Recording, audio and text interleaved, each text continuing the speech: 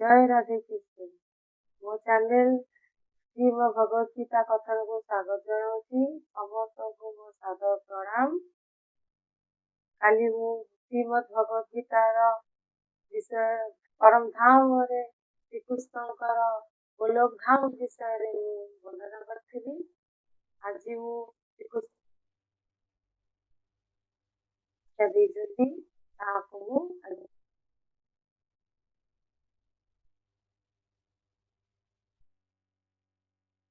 मैं कल श्री कृष्ण का परम धाम गोलोक धाम के बारे में बोला था। आज मैं उनकी असतत सेठ के बारे में बोलूंगी।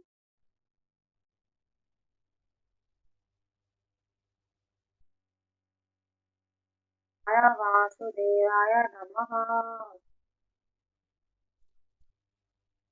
बुद्धमूलवद शाखः सुप्रथम राहुरव्यमयो गंगां बीजस्य पुण्यानि च संवेद सवेदभूत।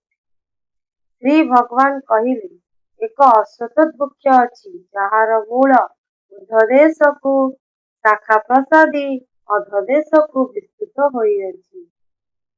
भगवान श्री कृष्ण ने बोला है एक असतत पेड़ है जिसकी मूल ऊर्ध्वदेश और उसका शाखा अधोदेश को विस्तृत है एवं वेद मंत्र सबू यार पत्र सदृश अटे और वेद मंत्र उसके पत्र सदृश होते हैं, उसके पत्र के जैसे होते हैं। जे यही वृक्ष को जाने से वेदज्ञ अटे।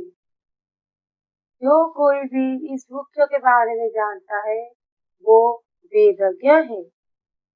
एठारे भौतिक जगत को एक वृक्ष रूप में वर्णना करा जाइछि। इसमें एक भौतिक जगत को एक पेड़ के बारे में वर्णना किए हैं जार मूल ऊर्ध्वदेश को एवं शाखा प्रशाखा अधोदेश को विस्तृत, जिसके मूल ऊर्ध्वदेश और शाखा अधोदेश को विस्तृत है। ऊपर को मूल और तल को डाल एक गछर अभिज्ञता आमर अछि। ऊपर को मूल है और नीचे को डाल है।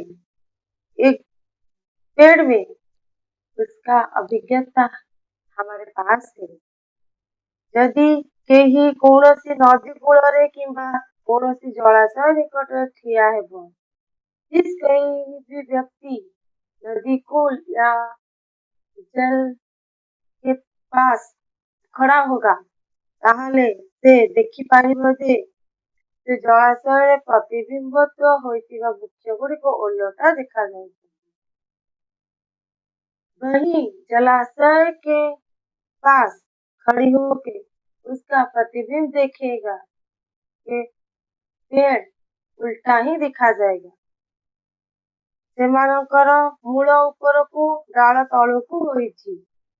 उस पेड़ की मूल ऊपर हो और डाल नीचे है। ठीक सेहीपरि ए भौतिक जगत चित जगत एक प्रतिबिंब अटे। उसी प्रकार एक भौतिक जगत और चित जगत के प्रतिबिंब है। ये भौतिक जगत वास्तव जगत एक छाया अटे। इस भौतिक जगत वास्तविक एक छाया है।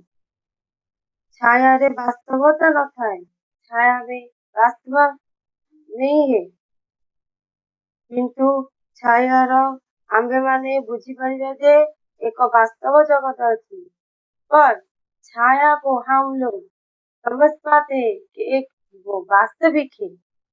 मरुभूमि रे जल न थाए, मरुभूमि में जल नहीं है, किंतु सेठारे देखा जाइतिबा मरीचिका को जड़ा जाए जे जल नामक एक वस्तु अछि। वहाँ पे दिखने वाले मरीचिका को हम जल नामक एक वस्तु को अनुभव करते हैं। भौतिक जगत रे सुख रूपक जल नहीं, भौतिक जगत में सुख शांति रूप जल नहीं है, किंतु प्रकृत सुख रूप जल भी जगत रे अच्छी। पर हमारा सुख रूप जल भी जगत में है। किपरि आंबे माने विचित जगत रे प्रवेश करिबा से कथा भगवान नाम श्लोक रे कहउचंती। किस प्रकार हम लोग जिस जगत में जाएंगे, वही बात भगवान एक श्लोक में व्याख्या किए हैं। निर्माण मोहा जीत संग देवसा अध्यात्म नीत्या विभूत कामः मुक्ताः सुख दुःख संगैः गच्छन्त्य मूढाः पदमव्ययं तत् से पदम अव्ययम ସତରେ ସେ ଏହି ଲୋକ ପ୍ରବେଶ କରିପାରିବ। वो पदम अव्ययम शाश्वत जगत में लोग प्रवेश कर पाएंगे। जे निर्मम मोहा है, वो निर्मम मोहा है। एथार अर्थ कौन? आंबे माने समस्ते उपाधि पछरे व्यस्त। इसका अर्थ है हम लोग सभी उपाधि के पीछे भागते हैं। केही चाहूची पुत्र हेबाकू, केही चाहूची भगवान हेबाकू, केही चाहूची प्रेसिडेंट हेबाकू एवं धनी लोक हेबाकू किंबा राजा हेबाकू और किछि हेबा पाई। कौन चाहता है पुत्र होने के लिए, कौन चाहता है भगवान होने के लिए, कौन चाहता है प्रेसिडेंट होने के लिए, कौन चाहता है धनी लोग होने के लिए, रिच होने के लिए, कौन चाहता है राजा होने के लिए और कुछ कोई चाहता है क्या होने के लिए। जे पर्यंत आंबे माने यही उपाधि पछरे धावमान, जे प्रकार हम लोग इस उपाधि के पीछे भागते हैं, से पर्यंत आंबे माने इस शरीर प्रति प्रकार हम लोग इस शरीर के प्रति हम आसक्त है, आकृष्ट है। कारण उपाधि गुड़िक ए शरीर प्रति प्रযোज्य, क्योंकि इस उपाधि हमारी शरीर के लिए बहुत जरूरी है। किंतु आंबे माने शरीर नहु एवं ए अनुभूति आसीबा ही दिव्यानुभूति लाभ करिबार प्राथमिक स्तर अटे। हम लोग ये शरीर में नहीं है और हमारा अनुभूत और दिव्यानुभूत लाभ करने के लिए प्राथमिक स्तर में आते हैं। आंबे माने भूत प्रकृति त्रिगुण रे बंधा। हम लोग भूत प्रकृति के त्रिगुण में बंधे हैं। किंतु आंबे माने भगवान का भक्ति जोग जरिए हम लोग भगवान के भक्त में इतने लीन हो जाएंगे, हम उसके सभी लोभ माया से दूर हो जाएंगे। यदि आंबे माने भगवान कर भक्ति जोग आसक्त न होगा, पर हम लोग भगवान के भक्त में नहीं आते हैं, भक्ति हम नहीं करते हैं, ताहले आंबे माने कदापि प्रकृतिर त्रिगुण मुक्त होई पारे नहीं। उसी प्रकार हम लोग कभी भी प्रकृति त्रिगुण के हम मुक्त नहीं हो पाएंगे। हमर भौतिक कामना और स्त्री संग सुख लाभ कामना एवं भूत प्रकृति उपरे प्रभुत्व विस्तार करिबा कामना जोगु ये सब उपाधि मिली। हमारे भौतिक कामना वासनाएं स्त्री संग और भूत प्रकृति के बहुत विस्तारित कामना के लिए हम इस उपाधि में आते हैं, हमको मिलता है। अब ସେଥିପାଇଁ आसक्त जात ହୋଇଅଛି। अब उसी के लिए आसक्त जाते आकृष्ट होते हैं। जे पर्यंत आम्भेमाने भूत प्रकृति उपरे प्रभुत्व विस्तार करिबार मनोवृत्ति को परिहार न करछु, जिस कभी भी हम लोग भूत प्रकृति के ऊपर विस्तारित करने की मनोवृत्ति की परिहार ना करे, से उसी प्रकार परम धाम या सनातन धाम को लौट जाना संभव नहीं है। जो व्यक्ति मिथ्या भौतिक भोग प्रति आसक्त है, जिस व्यक्ति झूठ या भौतिक भोग की प्रति निष्पाप नहीं है, जो व्यक्ति भगवान का भक्ति योग मार्ग अवस्थित, जिस व्यक्ति भगवान की भक्ति में लीन है, से ही से शाश्वत धाम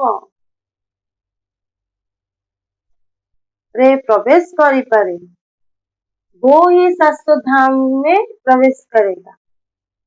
जो व्यक्ति यही स्थिति लाभ करी छी, जो कोई भी व्यक्ति ये स्थिति लाभ करते हैं, से सहजरे परम धाम रे प्रवेश करी पारिबो। वो अति सरल में परम धाम को जा पाएगा। गीता रे अनेक स्थान रे कुआ जाइछि, गीता में अनेक स्थान में बोला गया है, अव्यक्त क्षर इत्युक्त समाहु परमं गतिं यं प्राप्य न निवर्तन्ते तद्धाम परम मम। अव्यक्त शब्दर अर्थ है अप्रकाशित।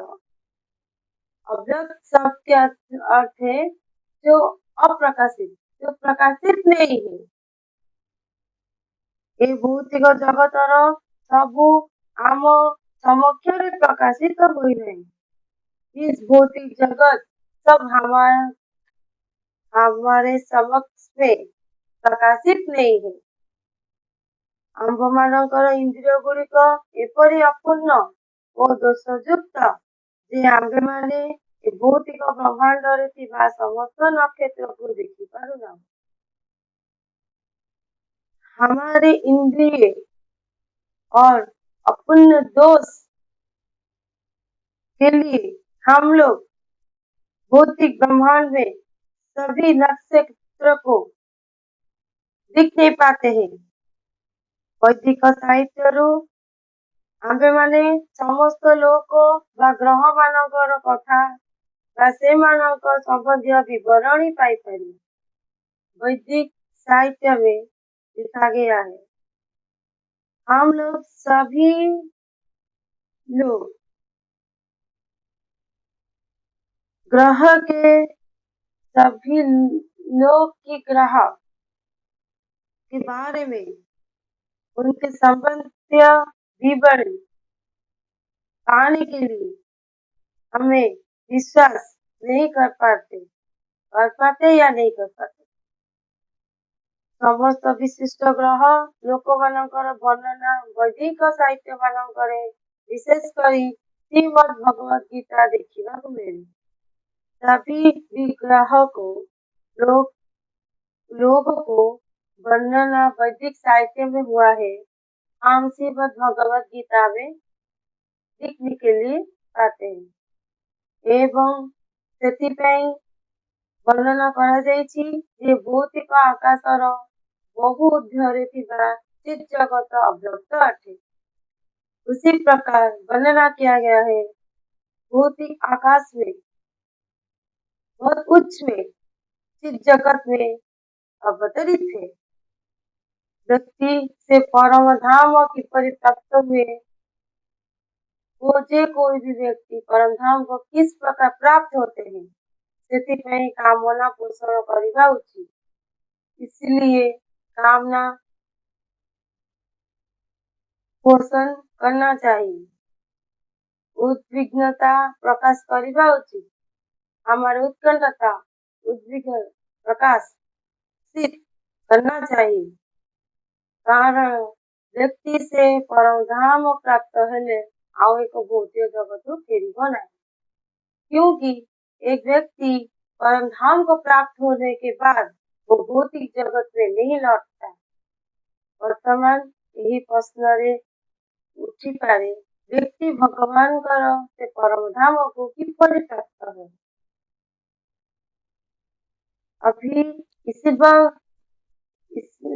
अभी प्रश्न होगा कि व्यक्ति भगवान के परम धाम को प्राप्त होने के किस प्रकार प्राप्त होगा।